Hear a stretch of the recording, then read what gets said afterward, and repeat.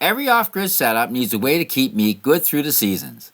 I built this smokehouse to smoke, dry, and preserve food the simple way, with what I had and what I could haul across the lake in my canoe.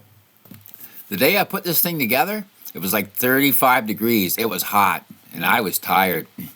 So right here, you're capturing me taking a well-needed break. I'm having a cold beer with Elvers.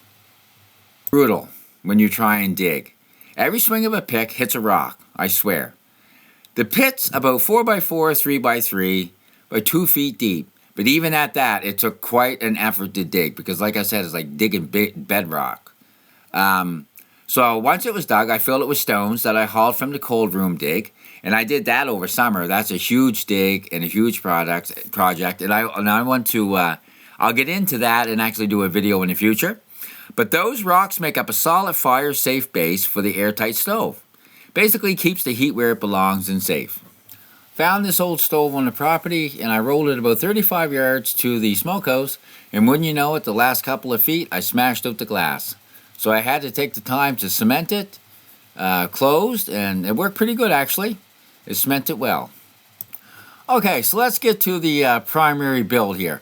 So basically I use white pine logs, as you can see there, to start the base. I dug shallow impressions for each pine log. I set them in there. I leveled them up with the level and got them ready for the floor. Then I actually found some old pieces of lumber laying around from the old deck that used to be on this cabin before I got it. And so it was still pretty solid, so I decided to use that for the floor after I had my studs all framed up and stuff. Every 2x4 for the frame and the building came across Rushy Lake in my canoe, towed closely behind by my 9.9 outboard and my pontoon boat. Basically, I had to make a couple trips, and it was quite a load on the old canoe. Basically, from there, a hammer, a screw gun, and a handful of screws and old nails laying around the property. That's all it took to fashion the walls and put this thing together.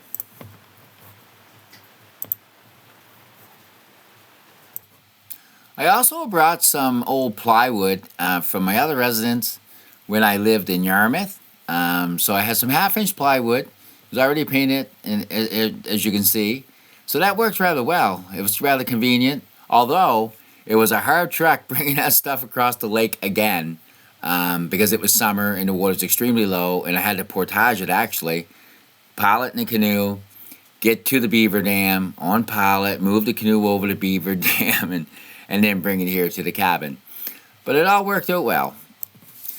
Inside the smokehouse, I have a 6-inch pipe coming through the floor. That's actually a dryer vent that's hooked to the main pipe to the stove outside.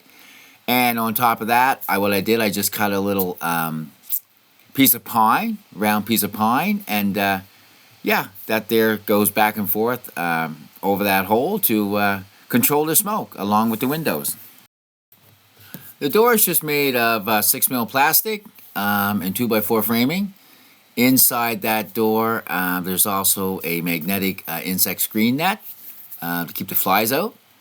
In the next picture, you'll see that the step is it's 2 pieces actually, and again, that was found laying around here, just sitting outside rotting. So it seemed pretty solid, so I pieced it together and thought it'd be a great idea to use it for the smokehouse, so I did. In order to keep the stove dry and out of the weather, I built a 6x10 extension in front of the smokehouse, as you can see. I just have an old tarp over it for now, but I'll probably eventually board that in, or I'll use something more solid. But for this winter, it's going to have to do because I just was way too busy this year. The chimney has about a 10-foot run, which is great for a cold smoke. I don't know about a hot smoke, how hot I'll be able to get the temperature inside, but my primary interest for food preservation is the cold smoking ability anyway. I just wanted to mention that. So I do have a number of pictures, so I'm trying to put something together as best I can for documentaries to share with my subs because I really appreciate your support. But the smokehouse is basically simple, practical, and ready to test. So next episode, and we'll be doing a number of them in this series, We'll fire it up and we'll measure the temps inside to see how hot and cold we can maintain. Hopefully we'll get a deer soon, so we'll be able to test some venison, maybe do some jerky, do some stuff on that. So out here, basically, when it comes to food security, I'm learning, it's just me and the dog, and everything we do is built by hand. Yeah, and we don't have a lot of amenities, so we got to use what we have out here. So basically, I thank you for joining me, and if you're interested in following me, please sub on my YouTube channel at Woodside Off Grid. And until next time, stay safe, stay free, and work towards living off grid.